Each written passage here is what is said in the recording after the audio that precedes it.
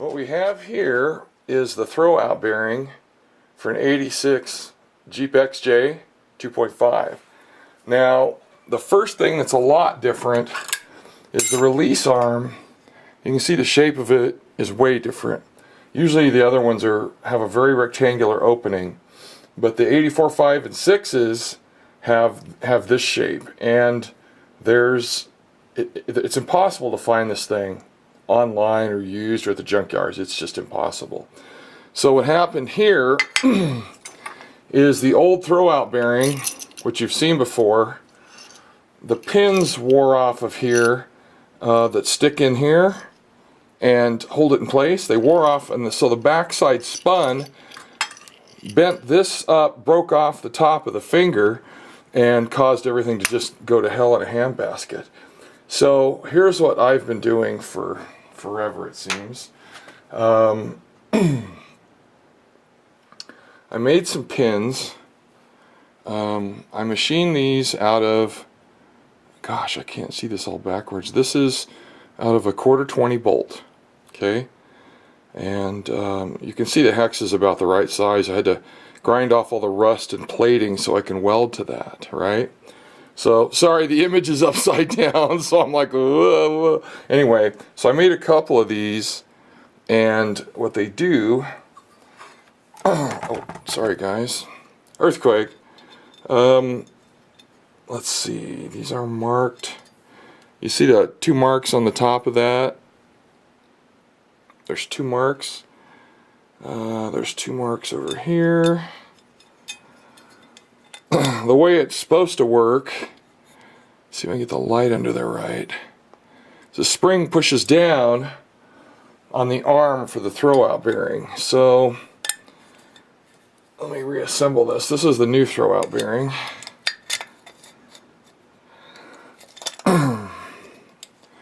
Okay, so the pin is stuck through a hole here. You see I ground off all the crud off of the back of this so we could weld it, and there's 2 hash marks there to match this one because they're not exactly symmetrical.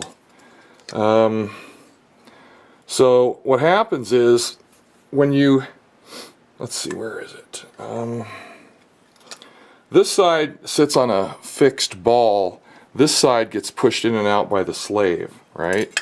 So what happens is this thing has to pivot on this rounded surface here, but it needs a pin in there so it doesn't slip off, and they use this spring finger. This is 40 thousandths or 1 millimeter thick, and I can't find any spring material easily anywhere. But anyway, so these pins fit through here nicely. What I had to do was drill holes. There was depressions here that the factory put in, and the depression from one side was met with a die on the other side, so it leaves a little nipple for the for these holes to sit on. So I'm replicating those with these, you know, these little turned down bolts. So now what we need to do is weld this pin here and this pin here, and that'll take care of that part of the repair. And then the fun part, let me take this apart so I don't, I want to show you the detail here, because this is, you're not going to find this anywhere else. Make sure we're all focused in here. You see that pin on there? This spring won't sit on the pin, it'll sit on the flat part of the throwout bearing here, this arm. Because when the throwout bearing's spinning, this thing has to be held somehow stationary. The new ones that have the rectangular opening fit across like this, and these are flat, so it's like a open-end wrench on a big opening, and that's what holds it in place. They don't use the pin thing anymore. But anyway, so what we're going to do after we get all these 2 pins welded in place is I need to make a spring. So here is my raw material. Let's put these up here so they don't get lost. Let's see, this is going to get mounted here, riveted down. Now I got to shape this first. It has to come up, curve, and then I got to, you can see these lines I drew, has to go around the throwout bearing and then push down over here just like this one does. This I have a lot of experience with. This is titanium. Now the only downside is this is 0.62. It's a 16th thick, and it's way too thick. I need 0.40, but it's all I own. It's all I have. This was some of my armor off my combat robot. Hopefully you guys are watching BattleBots on TV right now. Anyway, so titanium is a very good spring material.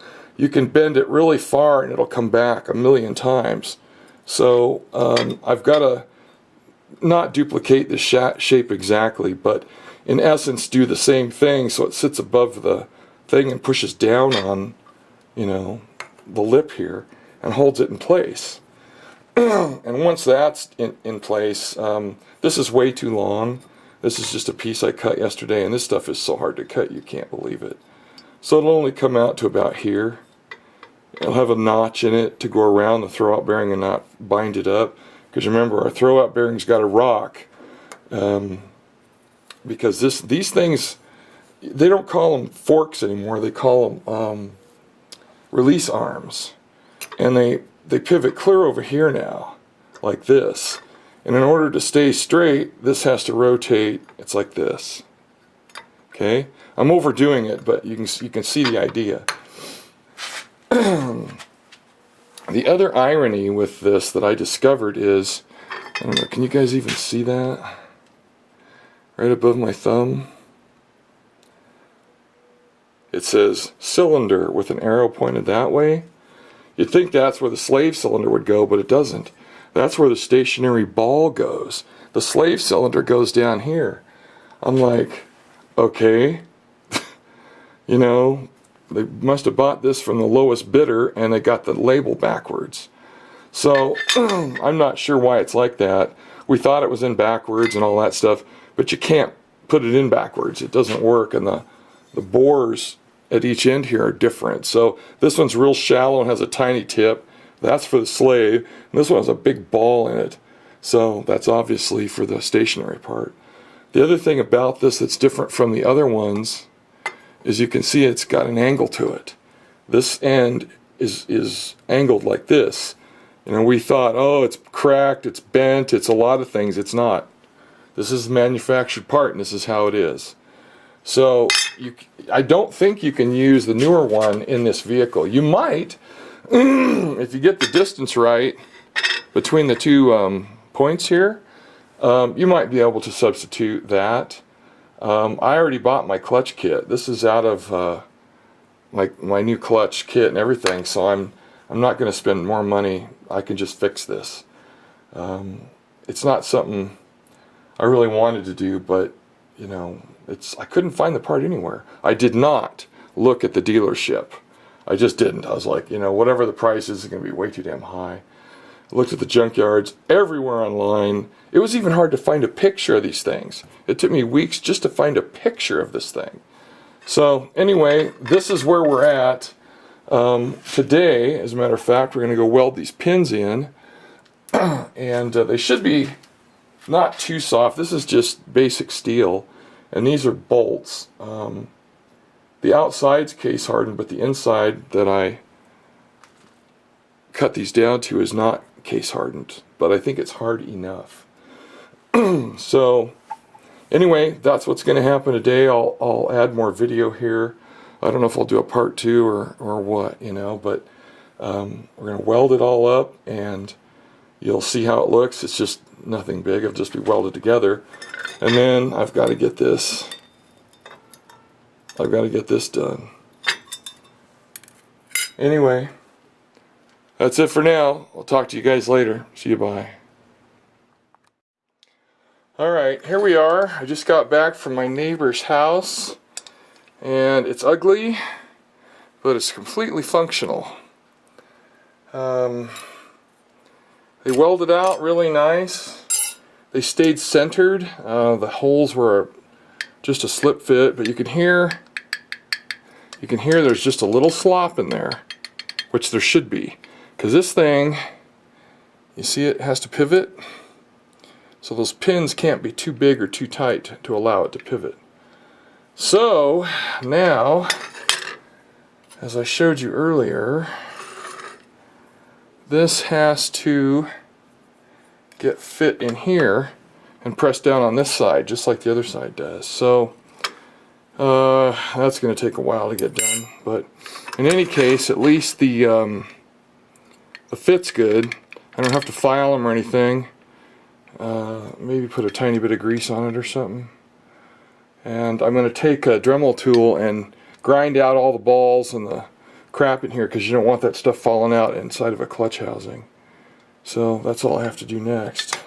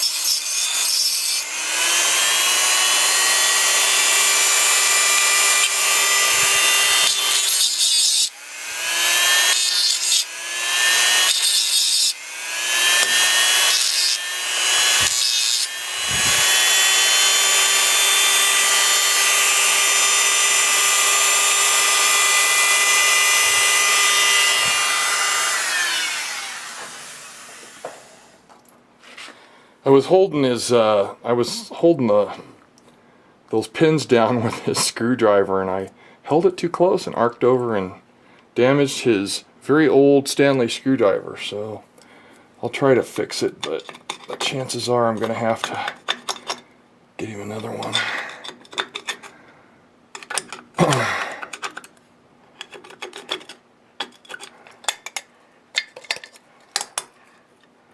Alright, well,